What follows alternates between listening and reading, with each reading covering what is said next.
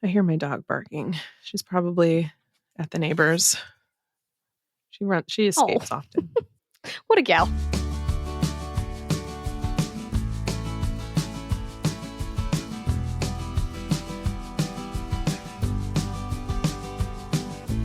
Welcome to Book Talk Etc., a podcast bound to grow your TBR. I'm Tina from TBR Etc. And I'm Hannah from Handpicked Books. This is a conversational podcast about books and more from two Midwest mood readers who are easily distracted by new releases. And today we are sharing some cover love. If you enjoy listening, we'd love for you to follow us on Apple Podcasts or your favorite podcast app. And if you have a quick minute, please consider leaving us a review on Apple Podcasts or sharing us on social media. It truly helps us connect with other book lovers. Hey everyone, it is the start of a new month, so we wanted to take the time to invite you to join us on Patreon. Patreon is an online membership platform that gives you a way to financially support our podcast. And for $5 a month, you get access to all of our bonus content. It's bonus content, but the Patreon group is such a wonderful, supportive community of readers. And I'm even more excited to sort of continue to bring Hannah into the fold. And we connect with patrons on Discord, in our Facebook group, and then right in the Patreon website. So if you ever wanted a way to connect with us on a deeper level, of course, we would love to have you join us. It's $5 a month, and you get access to 2 new bonus episodes each month and an invite to one of our recorded events, as well as invites to our Discord server and Facebook group. And you will also have access to everything we've created since we started, which is now over 3 years worth of content. We host this monthly community read on our Discord, which is like a text-based book club that feels like a big group chat without the pressure of being on camera. And for June, we will have our live Mood Reader Happy Hour, which is when everybody comes and shares their latest read and talks about a drink or a snack that they're enjoying. And then our 2 bonus episodes will be our DNF chat. So we will share some of the books that Hannah and I did not finish and why they didn't work for us, as well as our regular What's in the Mailbag. If this sounds like something you're interested in, head to patreon.com/booktalk, or look for the link in our show notes. And thank you so much for your support.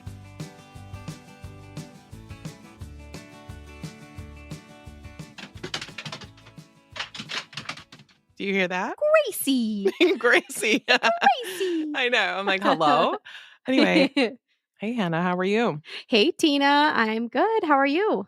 I am good. Boy, we were just chit-chatting away. So it's always funny to start the podcast as though we're just hopping on. But man, if you could only hear some of the outtakes of the things we talk about before we get on mic.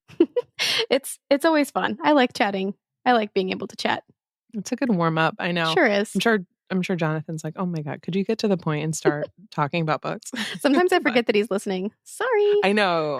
He's not listening currently. He's not live listening. At least I don't think he is, but you never know. You never know. I know. I'm excited for cover love though, because are you somebody that often picks a book by its cover and reads it? Yeah, I am, especially if I'm browsing books. Typically, when I go into a bookstore, I mean, I've seen a lot of the books that are displayed, or I've heard of them at least. But every once in a while, if I am drawn to something that I haven't previously heard of or don't know about, the cover is the first thing that I do notice. Mm-hmm. So I'm not someone who will open up and look at the synopsis right away. I don't know. Yeah, sometimes I don't even do it at all. I think I'm the same. I am the same way. It's so, oh my God, I love the psychology of why we actually pick up the books we do. Like what makes a reader, especially somebody who's a mood reader with a big TBR, what makes them actually decide to read the next book, whether it's, a lot of times it's book club or, whatever, excitement, or it's coming up for like a pub day feature. But sometimes it's just random, I feel. Yeah, definitely. I have a friend who will only read a book if she likes the cover. I'm not quite like that. I will look into a book if I think that the synopsis sounds compelling, or I've seen a good review for it, or it's been pitched to me from the publisher, etc. But, some people are really particular about covers. So it's, to your point, fun to see the psychology behind it and why people end up deciding to read what they do. I know. I'm sure there's studies out there. Oh, yeah. So for today, we have brought books that we've read that got to our reading eyes got into our faces. I don't know, that we actually picked up and read because of the cover for Yes. one reason or another. And before we get into that, I will tell you about my loving lately. It's a very niche thing, so I don't know that this is something that's going to have a wide appeal, but I wanted to mention it, especially if you are an iPad user. I've been loving reading on my Kindle app lately on my iPad, and then I make notes in a digital reading journal. I was talking about this journal a couple episodes ago, but basically it makes it really easy to toggle back and forth without getting interrupted while you're reading. So I've been reading on my little iPad mini and then switching over to my digital reading journal. So the loving lately, though, that I'm bringing, it's called a paper feel screen protector for my iPad. And all it is, it's a screen protector. But what it does, it's for specifically people who write on their iPad. And I'm showing Hannah for, I don't know why. I just feel like it helps me explain. But I it's love just it. a cover and it changes. You know, when you look at your phone, it's that glossy kind of, it's like glass or whatever it's made out of screen. This makes it feel like you're writing on paper. So when I'm writing, if you write a lot on your iPad, I feel like it's very helpful in making your handwriting look better because it's not so Hmm. slippery and it's not just so easy to move. And it makes a nice sound. Like I just really enjoy the sound of what it sounds like when I'm writing. It like Oh, I sounds can't like you're really writing hear on that. paper. I wish I could hear No? that. Let me hear. Oh, that I can hear. Yes. Oh, it's nice and clicky. Oh, I like And that. so it's a personal preference, though. It's so funny. I put it on, and my toddler misses nothing. She was like, "What? Why is this different? What's going on here?" She's like, "I don't like the way this feels," and she was trying to describe it. And Jonathan doesn't like it either, but I think it's really nice. Interesting. It's nice. I use it when I'm teaching. Like I write a lot in my iPad, and then functionally, it also reduces glare and doesn't show as many fingerprints. So it's just a little bit nicer. It was $10. I mean, I'll link to the one I got. I got it from Amazon. Luckily, mine came with two. And that's a good thing because I messed up putting it on the first time. There was a ton of Mm, bubbles. You have to do the thing that I don't do and read instructions and be very meticulous when you put it on. But sounds once you get familiar. it on, it's great. Yes. So, I just wanted to mention it. This is my paper feel screen protector for my iPad. No, that's a really good one. I have heard of other people who use their iPad for book journaling or journaling in general using these Mm, and really enjoying them. So, yeah, that's a great recommendation. I've been thinking about getting an iPad in general for reading and journaling because I enjoy digital logging for reading in general and I'd like to find a way hmm that's not on my laptop. So, I've been thinking about doing that You've and I been like noodling it. how yeah, and I like how because you can do this on your phone, and I'm assuming you can do it on the iPad too. I don't like reading on my phone, but I do like when you're on the Kindle app on an iPhone that you can have the scroll to read feature because it Oh, helps yeah. me read faster. But I don't like Yes. reading on my phone because my hands get like just tired of holding my phone, like the size of my phone. But the actual Kindle doesn't let you scroll to read. So, Kindle, Oh, if you're listening, right. Fix do your that. product. But Fix no, it. you're right. You know what? I had literally forgotten about Scroll to Read until just now, and I loved it. I remember using it when it came Yeah. out. Or not, I don't know when it came out, but like when I first heard about it, I was like, what? This is amazing. Because I feel like I could really rifle through books a lot quicker. And I completely forgot that that was an option. So, excuse me, tell me about your loving lately while I go ahead and change my settings on my Yeah, iPad. absolutely. So I am really excited about my loving lately today. I am bringing a beauty product, which is unlike me, but I'm on a journey and I found something that I really love. And there's a little bit of a story behind it. So I went to go visit one of my really good friends this past weekend. And when she came out of the shower before we were about to go somewhere, I literally was like, what do you have on? Like immediately. I was like, What is what this? is that? That's the best thing I've ever smelled in my entire life. And it wasn't like a perfume. I could tell that it was something that she had used in the shower. And she was like, oh, it's this shower salve that you put on while you are still in the shower, but then you don't rinse it off. You just like pat it dry, but you put it on while you're still like you're not dry yet. And then you Hmm just kind of like pat it dry with a towel. But anyway, she was telling me about it. She's super excited about it. And I immediately ordered it. and it's the Hani Splash Salve Body Mask. And I'm so excited about this. I feel like I can't talk about it well. You can't even you can't even talk about it. You're just too pumped. I'm too pumped. But one thing that I really like about this is so I'm very sensory sensitive, especially with smell. Like I'm very particular even about the deodorant that I use. I'm very sensitive to smell, and it can give me a headache if something is too strong, even if it smells really good. And I love that this is a product that you can definitely smell on you, and other people can smell it also. My husband said that he loves it. He said it smells great, but it's not overwhelmingly strong. And for whatever reason, I don't know if it's probably the ingredients that they use in it. It's made with natural ingredients. It doesn't give me a headache. I enjoy smelling it. And I mean, even with certain lotions, I can't put like a lot of the Bath and Body Works lotions are so strong. They smell good, but they give me a headache because they're so strong. It's hard to explain, but I just feel like that this smells really, really good without being too overwhelming and makes me feel like I can have a scent and smell nice without, you know, feeling horrible from wearing perfumes or other lotions that end up making me feel bad. The packaging is great. It's made with an aluminum jar and a paper box that's all 100% curbside recyclable. And this is vegan, cruelty-free, and non-toxic. And it's also fairly affordable. It comes in a pretty large, almost 9-ounce tin container, and it was about $30 on Amazon. So that is Hani Splash Salve Body Mask. Wow. Okay, pick it up. Let me see. This is the box that it comes in. I don't have the actual tin jar. It kind of looks like a candle tin. Gotcha. Okay. What does the feel like on your skin? Is it because you're finicky with scents? It sounds like I am finicky with the way lotion and stuff feels. Is it sticky? I don't feel it after I am dry, although I would say it does make your skin. I'm like sitting here feeling my skin while we're on the chat. It does feel a little bit like lotion, but not oily lotion. That's the word. The oily is what I get. Ugh. No, like I don't feel like I don't have it on my hands, but I wouldn't feel like if I did when I have it on my hands after the shower that I can't like touch something because it'll leave like an oil mark. It doesn't feel like that.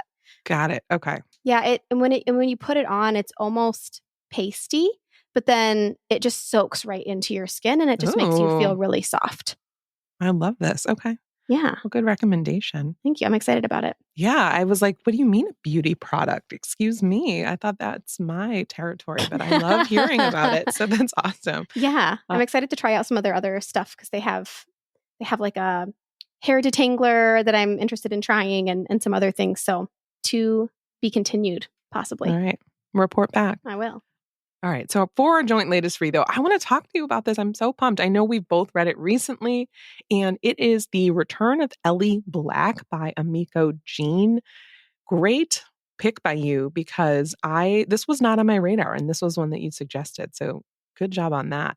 Yes, it was one that I was really excited about that I eventually saw a lot of people talking about online too. So I'm excited that it eventually got a lot of buzz because I feel like that makes a book even more fun to talk about, knowing that the community has really been talking about it as well. So, oh, exactly. All right. Well, let's get into it. We're going to chat with our patrons tonight. So we'll have done that. We're chatting before we actually speak with the patrons. So I have no idea what the group thought. Yeah. For this book, it's been nearly 20 years since Detective Chelsea Calhoun's sister vanished when they were teenagers. And ever since, she's been searching. She's been searching for signs, for closure, and for other missing girls. But happy endings are rare in Chelsea's line of work. Then a glimmer, local teenager Ellie Black, who disappeared without a trace 2 years ago, has been found alive in the woods of Washington State. But something's not right with Ellie. She will not say where she's been or what's going on. She's sort of not sharing. And you, as a reader, can't tell if it's trauma, can't tell if she's protecting someone or both. And Chelsea, the detective, is really sort of using everything she can to help her open up because she wonders if she's protecting somebody and she's like wondering if there's going to be more girls involved. She wants to get to the bottom of what happened to Ellie for herself, for the memory of her sister, but also for the next girl who could be taken, who might never return. So, Hannah, what did you think? Yeah. So I really enjoyed this book. And I do feel like I have heard mixed things about the audiobook specifically. I did listen to the Mhm. audiobook and I really enjoyed the narrators. This book follows multiple different perspectives, and I really liked the narrators for each of those perspectives, which may have swayed my enjoyment of the book. But I'm pretty fussy about thrillers in particular, and I ended up really enjoying this one, which I will expand on in a bit, but I want to hear how you felt about it. Mhm. I really liked it. I had really no expectations going into it other than I'm like, "Oh, I have to read this book. We're chatting on Thursday about it." So I picked it Mhm. up on, I think, Sunday is when I grabbed it, and by Monday I was done, or Monday, Tuesday. Like It's a quick I read. flew through this book. Yes. Agreed. So it's got this great opening, which I love. They start with Ellie being found, and it's a couple pages long in the chapter, and she goes, "I think I'm missing." And I'm like, "Oh my god." Like, I love the opening. I thought it was so Mhm. smart. And I also really enjoyed the pacing for me. I thought it was very well paced. There were short chapters, and there was a sort of omniscient point of view, or this omniscient narrator where you are hearing from the detective, you're hearing a little bit from Chelsea, a little bit from Ellie, from her parents, and just from people involved. And I was like, okay, that was a good way to get me hooked, because it could have been very one dimensional if we were just in one point of view. And I thought the author, too, left me enough good clues along the way. I'm not a good detective, but I was Mhm. still enjoying the guessing game and trying to figure out, okay, what's going on here? Yeah, I don't know if I would call myself a good detective, but I am an overthinker and I really do. And I'm Mm. trying to be better about that when I'm reading books like this, but I just can't help it. And Mhm. I will say that although there were some things that I somewhat guessed by the end, I was also surprised by a couple of things because I feel like something that's hard to do is for the author to surprise you on a detail that isn't necessarily tied to everything else, right? Like it's not the thing that you're trying to figure out Mhm. without making it supernatural or like something that you would just Mm. never be able to guess. Cause I do feel Yeah. like that can be frustrating too. But I Yeah. feel like that this book did a good job of surprising me with some extra details that I wouldn't have thought about, but it made sense to the overall story. And to Yeah. me, that's smart writing and smart storytelling. And I really appreciated that about this one in particular. No, I think you're absolutely right. The synopsis of this at the end calls it a twisty page turner that will shock and surprise you right up until the final page. Usually when I read that, I'm like, whatever, like I roll my eyes. But this one, I think I Mhm. agree. The first 75%, you're building, you're like going back and forth, figuring out what's going on. Is, Chelsea the detective going to be able to figure it out? But things get very twisty by the end, and I enjoyed it. We're trying to be vague, obviously. I don't want to spoil too much, but I think you can safe to say this is in the synopsis, and that's one element I do agree about. I like Chelsea as a character, the detective. I did sort of feel the author kept her at arm's length from us for a little bit, even though we know Mhm. things about her. There were so many questions I still had. Like, I'm like, this husband of hers, I don't know, or her fiance, whatever. Like, I had questions about him. I had questions about her sister. But then I'm like, oh, that's the point. I wonder if this author is setting us up for sort of a trilogy, sort of a Tana French type Mhm. detective thing where we're going to get more from Chelsea. And I would be in for that. And I don't love police procedurals typically. That's not my subgenre that I really enjoy, but I very much enjoyed this. I completely agree with you. And I had the same thought. In fact, I was talking to a friend about this book, and I was like, if all police procedural books or if all books that followed detectives were like this, I would read them. Mhm. Mhm, mhm, 'cause when they're good, they're really good. Sometimes, though, they get dry or Exactly. too formulaic or too, like, Mhm. I don't know, like, the detective bugs me. I also love a detective of color, a female, like, of course, all of those elements also really worked for me, and I also love that she gave us a missing person story, but the after. I rarely think about, like, "Oh my gosh, they returned." I don't think about what comes next. What if it's not this picture perfect happily ever after? I thought she did a good job unpacking that. If and when you finish this and want to talk to either of us, happy to discuss, because this is one where I think you'll want to kind of discuss the ending. I have a couple of things that I'm excited to talk about with the group chat and the community read discussion for those who have read it.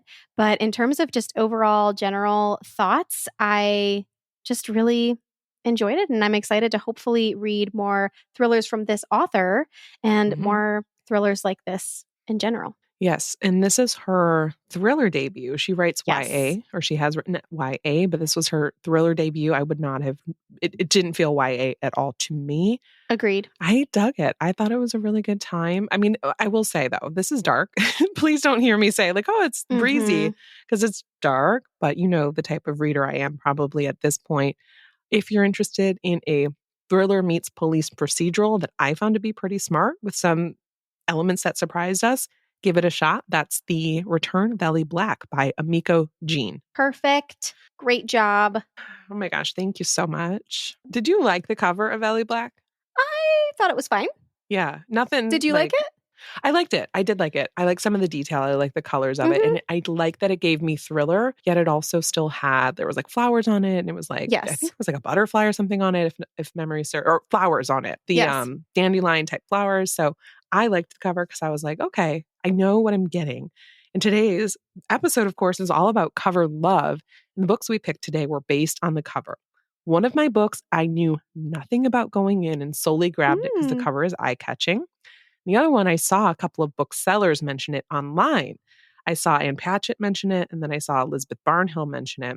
And the only reason I remember, I see so many books every day, obviously consuming social media and talking about books online, but I remembered it because the cover is super unique. So it was doing something different. I'm like, wait, both people recommended this. Let me try. And for Book Talk, we want to share thoughts on some cover trends. And I will take a step back. I'm particularly interested in your take, Hannah, because you work in marketing and have an eye for this. And I don't know anything other than I don't know there was a flower and I liked it. So what have you got? Yeah. So I am someone who is very easily influenced by a cover.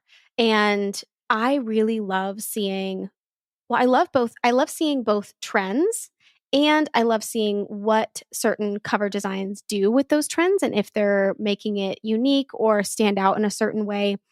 I was going to talk about some of the current cover design trends that are not specific to genres, but just some things that Hmm. I have been seeing on books lately that I personally have really been liking. So I'm a little biased with these trends, and Tina, I'll be curious to circle back and see if there's anything that you've been noticing that you don't like, because Hmm. I didn't really go there. But some current design trends that I have been seeing that I do really like are minimalism. So, an increased use of negative space around a central image that I feel like it just makes a really clean and modern aesthetic, even if the design is somewhat messy. Like, I'm thinking of The Age of Magical Overthinking by Amanda Montell, and one that has a more clean look that I loved it. I got it in the mail this past week and I immediately noticed the cover, and that's Jane Smiley's new book, Lucky.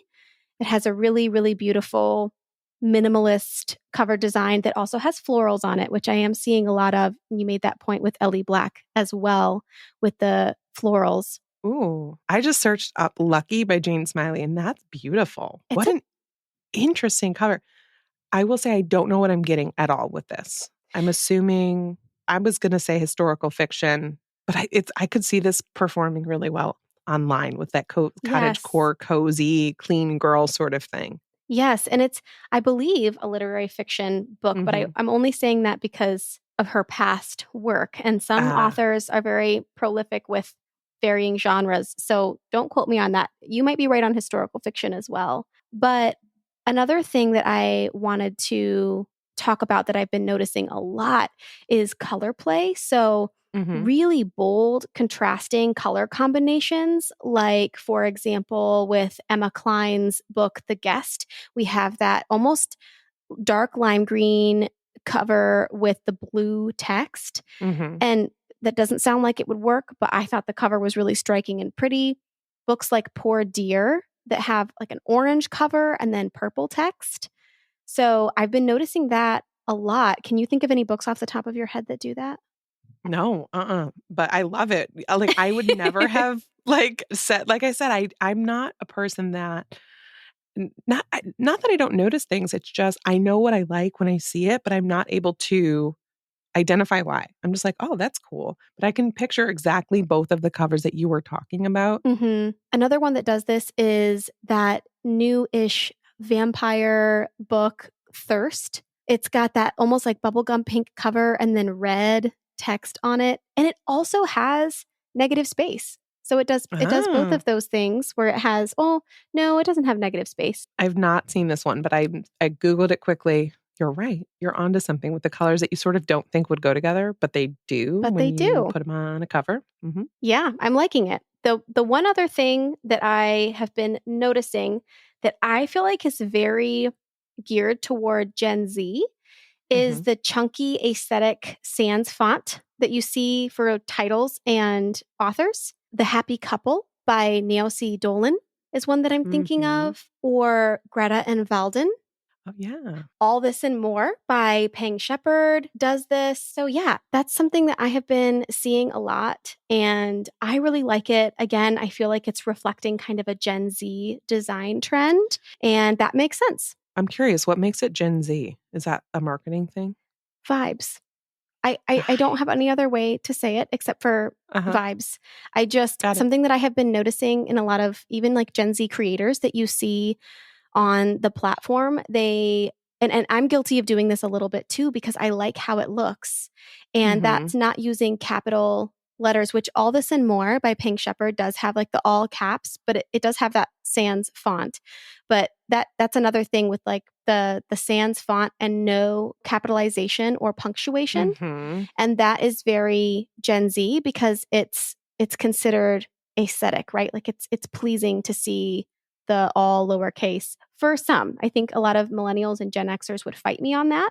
And I am a millennial myself, but I am a young millennial. So yes. I'm almost like a zennial, so to speak. I'm the opposite. I'm an elder millennial.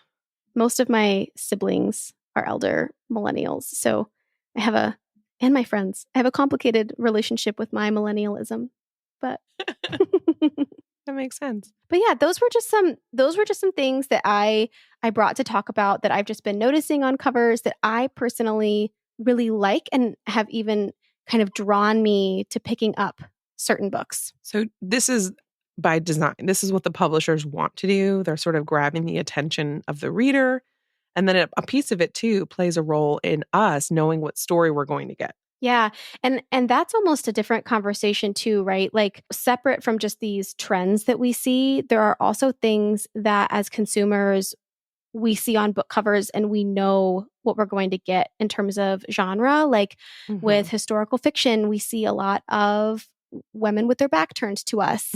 You know, with thrillers are almost hard to explain, but like you just know sometimes when you're looking at a thriller book, right? Like the darker font, sometimes it's like a house in the middle of nowhere. Sometimes they're covered by trees. It usually has more of just a dark cover in general. A lot of times they use the same fonts for thrillers. Sometimes it has a detective on it. I don't know. Like as consumers, and again, I think that this is definitely intentional on the publisher's part. We as humans like to see patterns and we're wired to see patterns. And that makes genre tropes and designing covers accordingly a marketing strategy. I also think that publishers leverage this to grab attention and signal the type of story that readers can expect. I will say, I feel like the one outlier here is literary fiction. I feel like with literary fiction, we get a lot of varying different types of covers, but that's also because there's so much you can do with literary fiction. I mean, is it literary suspense? Is it a family story? Is it all vibes, no plot? Entering your all call. Vibes, no plot. You know what's funny about literary fiction? You'd mentioned this book earlier, Lucky by Jean Smiley, and I looked at it and thought, oh, I bet this is a little bit of historical fiction, and you based it on literary fiction based on the author's previous works. It is literary fiction that takes place, like, I think it's the 50s it says it takes place. So I'm like, okay, they were able to give us both of those elements, and it's about a folk singer. And I was like, that totally tracks with what it fits with the vibe we're talking about in terms of like, I guess the goal is to like let the readers know, give them a very quick sort of because how many covers are we seeing? Give them the idea immediately, catch their eye, and let them know what they're in for. And sometimes we don't even notice right away, right? Like you and I both got different parts of the plot Mm-hmm. just based on the cover that were both correct. And I think that that's really cool because I couldn't even necessarily put a finger on it right away of why. Like, why do I think that? I can make some guesses, but then you guessed historical, which is correct. Again, just by looking at the cover, that's what your brain picked up. And our brain picks up more than we can even vocalize. And I just think that Right. that's really cool and fun to kind of recognize and notice those patterns. You know, it's really funny. When I was doing the research for this episode, I was just kind of Googling trends in cover design. And one thing that was said across the board, I saw this mentioned a couple places, is that readers tend to hate covers with real people's faces. And it makes Mm-hmm. them automatically. And I was wondering why. I'm like, because I don't mind it, but people said it's because it automatically makes them picture that person when they're reading, and they would prefer to imagine it on their own. I thought, Oh, well, that's that's interesting. interesting. I don't mind it. Again, I'm not overly particular when it comes to cover. The last question I had for you, and I don't know the answer to this, but I know there's very passionate feelings across the board. Do you hate covers with book club stickers? I don't have a real passionate opinion about this. I would Mm-hmm. say if I have the opportunity to get the book without the book club sticker on it, I will. But if I have to have it, I'm not that fussy about it. I Mm-hmm. don't have a Yeah. real strong opinion on it. I know to your Yeah. point, a lot of people do, but I also try to read from book clubs a lot. Not all of them, but like I tend to really like Read with Jenna picks.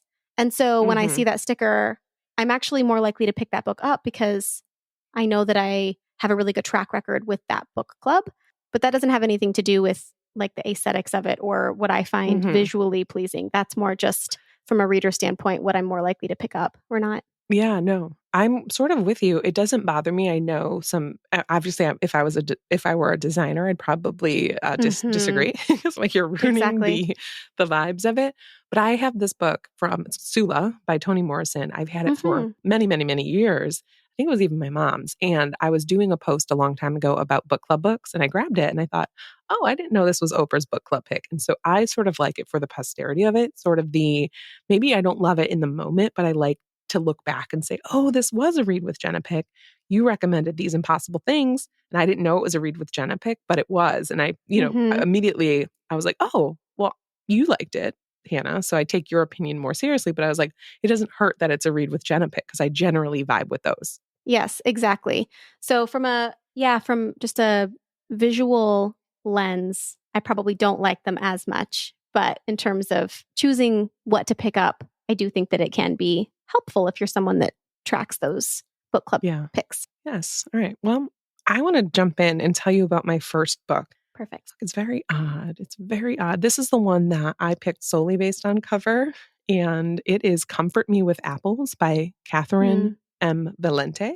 Have you read this or do you know it? I haven't. Oh, I'm excited to hear you talk about it. I've heard a lot of people talk about this book with a lot of varying strong opinions. So mhm. I'm excited to hear your take. It has this cover. It's a super zoomed in face, which I actually notice as a trend or as something that I've seen pretty often. I like it. Super zoomed in, and she's got flowers all over her face. I love a floral cover. So I feel like that's sort of what grabbed me. And it's also, I didn't have the print, so I did not know this going in. It's very short. It's only 95 pages. I had no idea. I thought it was like a 300 pager, but it is not. And the synopsis says Sophia was made for him, her perfect husband. She can feel it in her bones. He is perfect. Their home together in Arcadia Gardens is perfect. Everything is perfect. It's just that he's away so much. He works so hard. She misses him and he misses her. He says he does, so it must be true. He is the perfect husband and everything is perfect. I mean, how many times can we say perfect? But sometimes Sophia worries about things, strange things, dark things, the look on her husband's face when he comes back from a long business trip, the questions he will not answer. And most of all, she worries about the locked basement she is never allowed to enter. Red flag. She has a lot of friends in the community, and when she asks them about it, they can't quite meet her gaze. But everything is perfect, isn't it? So that is sort of the synopsis of this book. And I think it's a weird one, right? Because it doesn't tell you much about what's going on. But you've got this woman, Sophia, and she's living in this home. Everything is perfect. She's got this great relationship with her husband, but it's definitely surreal. It's fantasy. The synopsis bills this as a terrifying new thriller, and I totally disagree. I cannot see why they would say that, because if you pick this up thinking it's a thriller, you will be disappointed. I will give you gothic. I will give you fantasy. I will even give you a little bit of horror, light horror maybe. This is not a thriller, so don't go in thinking of it. They even had the gall to compare this to Gone Girl, or for fans of Gone Girl. I'm like, no, why did you do that? Because I don't agree. It's dark fantasy. It's a fairy tale. I enjoyed the audio. That's what I did it on. And the narration is really good. You sort of figure out pretty quickly that the characters might or might not be human. You've got Mrs. Lion and Mrs. Fish. And I thought it was clever because the author and the audiobook narrator would sort of use these vocal techniques to give you an idea like, oh, is this an animal or not? Or is her name just happen to be Mrs. Lion? It was interesting. It was a very fast read. I read it last month. I still sort of remember some of the elements of it. I think if you it's an allegory. I think if you like books that are symbolic or use a lot of symbolism to give you more of a deeper meaning, you might like this. I don't recommend it widely, but if you're maybe looking for a book that you can finish in a day, it's definitely a one-sit read. If you're looking for something different, you might like it. But it's definitely a strange one that I have complicated and sort of ambivalent feelings about. This book was Comfort Me with Apples by Catherine M. Valente. I feel like your thoughts about that were really balanced. And I like the way you described that because although it didn't necessarily work for you, I do think that it's one that I'll eventually pick up because it sounds like something I might like. Yeah, you might. I didn't dislike it. I was just like, I think I was expecting totally something complete. I thought it was going to be more of like a domestic thriller for some reason. And it was like super not. Well, it sounds like that based on the setup. And Yeah, expectations are so important when going into a book. So yes. it's great that you've given a more realistic perspective on what to expect if you pick this book up. Oh, well, thanks. Yeah. So my first book is Maeve Fly by C.J. Lead.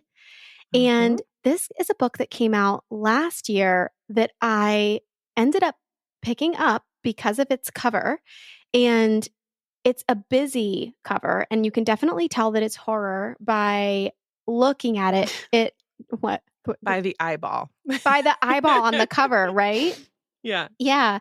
And it also has this horrific and creative depiction of a Venus flytrap and the eyeball, and then almost like this Harley Quinn style photo of our main character. And I love it. I think that it very well depicts this book because it looks messy and chaotic and gross. And that is the perfect description of this book. So, Maeve Fly is a darkly comedic horror novel that pairs one woman's gory thrills alongside a very twisted love letter to Los Angeles. By day, Maeve is a cheerful ice princess at a home theme park that's giving Disneyland. By night, she is a literary misanthropy with a taste for violence, inspired by iconic horror villains.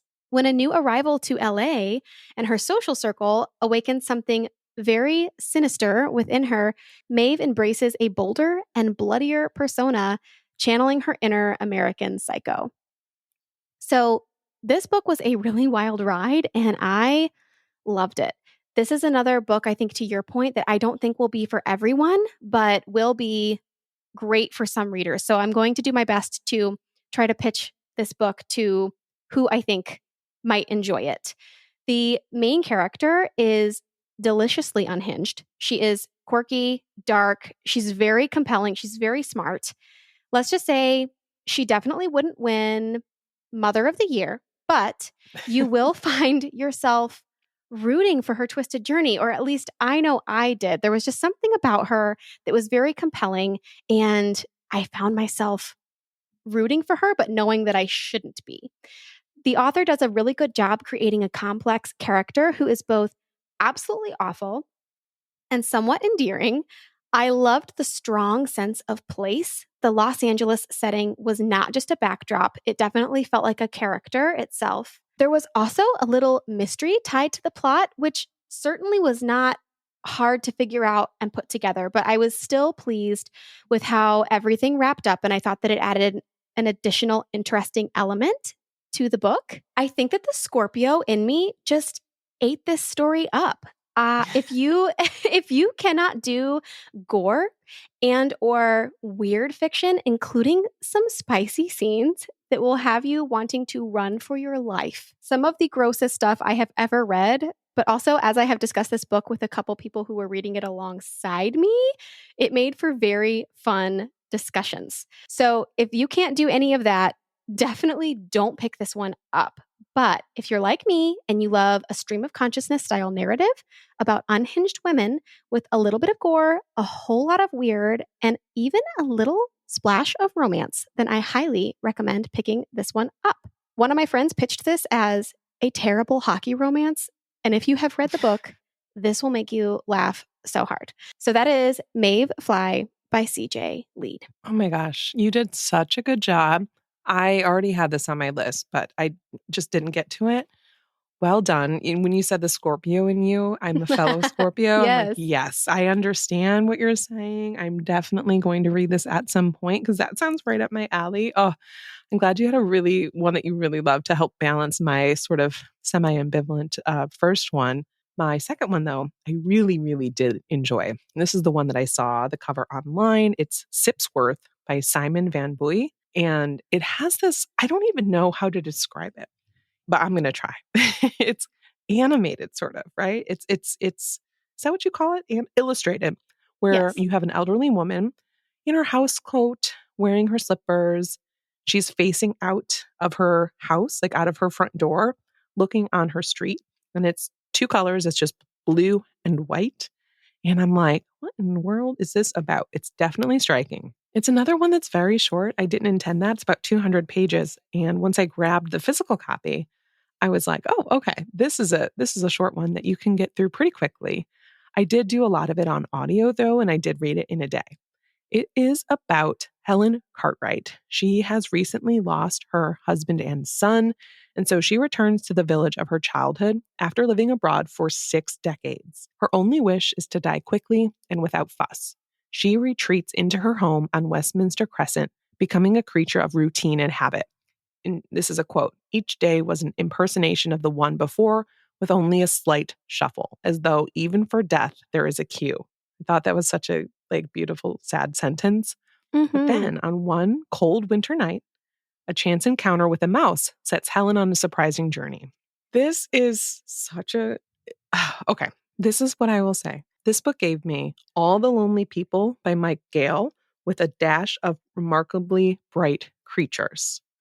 If those books were your vibe, this book will definitely work for you. It is a story of second chances. It is a story of survival and what happens when your life takes a road that you did not plan for yourself. It's very compassionate and it's a story of friendship. I thought this was so charming. And I love encountering an older character. I had some preconceived notions about what was going on. I was happily disproven. And I think this is just such a sweet story. I recommend it very highly. I can see this being a really good one for the holidays. It's really cozy. And I loved it. I thought it was so smart and I highly recommend it. This book was Sipsworth by Simon Van Buy. I love that you said it happily surprised you because that's such a good feeling, right? Not all surprises are good, but sometimes they're really good. And I love that you said that. So that sounds like a very... Yeah, I'll leave sort of why I was happily surprised. I just don't think I knew exactly what I was getting into. And I was happy that I picked it up. Well, good. I might pick that up over the holidays per your recommendation. There you go. Okay, so I have another winner that I also feel like is not one to widely recommend. I think this will be for certain readers. It was definitely for me. And that is I'm a Fan by Sheena Patel. And this one has not necessarily the contrasting colors, but it's really blocky font that takes up most of the page. It's just really striking. I like that minimalist design. When I was scrolling through my Everend app looking for something to listen to on a long drive, I saw this and I was like, oh, that's a cool cover. And then I remembered that it was longlisted for the Women's Prize a year ago or a couple of years ago, and that I'd heard some folks talking about it, and I was interested in picking it up. So that is why I ended up listening to this one. So I'm a Fan tells a story of an unbalanced relationship through a single character's perspective. The narrator dissects the complexities of human connection, power dynamics, and societal influences on relationships. This is a fragmented stream of consciousness book where we meet an unnamed narrator trapped in a toxic relationship with the man I want to be with. She talks about all of the people in her life like that. It's the man I want to be with, or the woman I'm obsessed with, or so everybody in this story is unnamed, and we only know them through the way this character labels them in her life. So, with this man she wants to be with, our main character feeds off of every ounce of affection that he throws her way, clinging to hope for more and being constantly available to this person while simultaneously obsessing over his other lover, who is labeled as the woman I'm obsessed with, who is a successful, white, and utterly fake online influencer that our main character basically stalks online. So that gives you an idea of this very complicated book. The narrator's constant social media stalking blurs the lines between fantasy and reality and becomes a really chilling and poignant example of the toxicity of online platforms. We see her construct her own narrative based on curated online personas, highlighting the dangers of addiction and the struggle to distinguish between reality and the carefully crafted images that we project online, and the things that we choose to share and the things that we don't choose to share. I really liked this book, and although it didn't make me feel very good, in fact, in parts, it made me feel awful. Like, do I really want to be this online as I'm sitting here on a podcast that will be broadcasted online? I really appreciated that it gave me a lot to think about in a short amount of time. This is a short book. The audio was 4 hours on one-time speed. So even if you only listen on one-time speed, you can finish this in a day.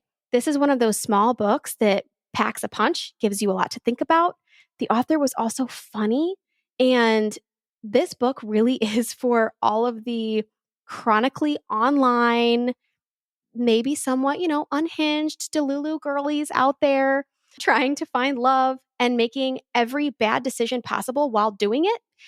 I loved the conversations around obsession, social media, and parasocial relationships. And Sheena Patel made my jaw drop a few times with her very concise hilarity. To give you an idea, here are some of the titles for the chapters that made me laugh out loud. The math ain't mathing. First of all, I didn't miss the red flags. I looked at them and I thought, yeah, that's sexy. So that gives you an idea of just, it's funny, but also poignant. It's definitely weird. I think that if you enjoy literary fiction novels that are very stream of consciousness, really no plot, all vibes, none of the characters in here are particularly likable, although at times very relatable. So if that sounds good to you, I would definitely check this one out. That is I'm a Fan by Sheena Patel. You did a great job with that, because I remember I posted one of our posts and I was looking it up because you told me it was your current read, and I was looking at the synopsis and I was like, I cannot describe what this book is about, but that's very straightforward what you just said. So well done.